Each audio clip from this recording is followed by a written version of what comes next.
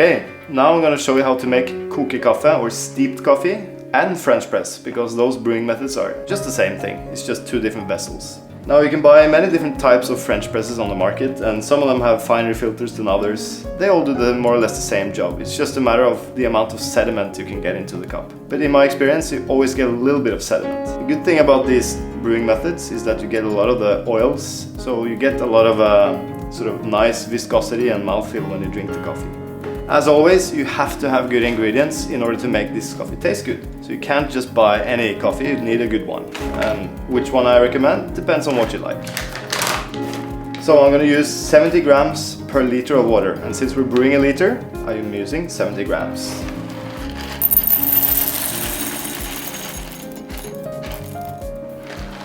Now I'm going to grind this coffee, and some people like to grind quite coarsely for these methods because they don't want to have too much sediment in the cup. But in my experience, it makes the coffee taste quite weak and it's hard to extract enough. So I'm going to use a filter grind, just as when you would brew 1 liter of filter coffee.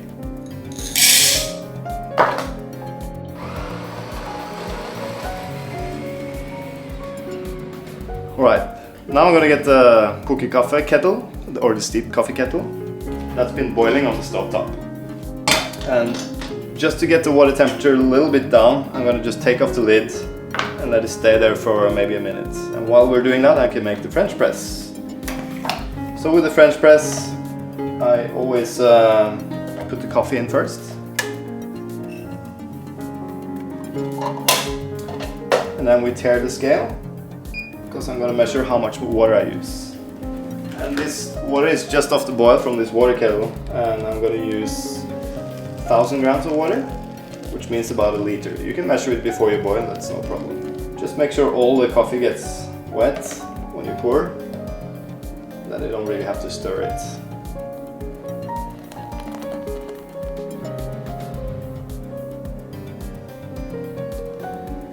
And notice that I'm using quite a big French press, so I'm not filling it up completely, and that's just because the crust here, I don't want that to be too thick.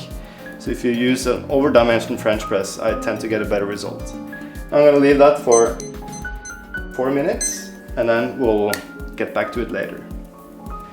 For the steeped coffee or kokenkaffe, we have the water already in the kettle, and I pre-measured it before I boiled it, so it's 1 liter of water, and I have 70 grams of coffee that we're just going to pour in. Just make sure everything gets wet. All the grounds needs to be steeped equally. And then put the lid on. 4 minutes later, we're going to come back to it and stir it. Ooh. Okay, now the coffee's been steeping for 4 minutes in both of them, more or less. So now I'm going to finish the brew. We'll do that by using 2 spoons. Just stir the crust. And I like to stir a couple of more times, just to make sure everything is extracted. And you see this kind of fine foam that's on top. A lot of people think that looks really sexy, but it tastes really bitter because it has a lot of particles in it. So I use 2 spoons just to skim it off, so you don't have to drink that.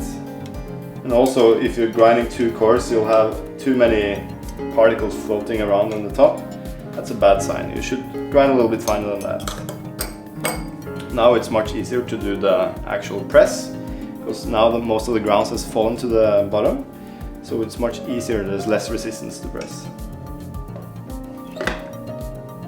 And normally I let it stay for maybe 1 to 2 minutes before I serve, and this is just because there's still a lot of sediment floating around in the liquid, so you want those to sort of fall to the bottom before you serve the coffee.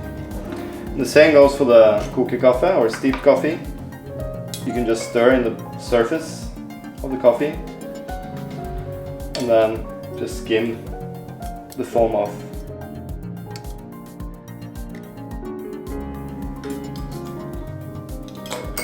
Like that. Put the lid on. Let it stay for another minute or 2 to get the sediments to settle, and then you can serve. Now it's been another 2 minutes and I've waited just to get the grounds to settle to the bottom, and I'm going to serve the coffee. And especially with these kokenkaffe or steeped coffees, you need to pour a little bit gently, otherwise you get a lot of grounds into the cup. And this one has a little filter in the spout to prevent the grounds from entering the cup. So just pour gently, so you don't see any grounds coming into the cup. And make sure you don't fill the cups too full, because then it takes ages for the temperature to come down, and the coffee tastes really good when the temperature comes down.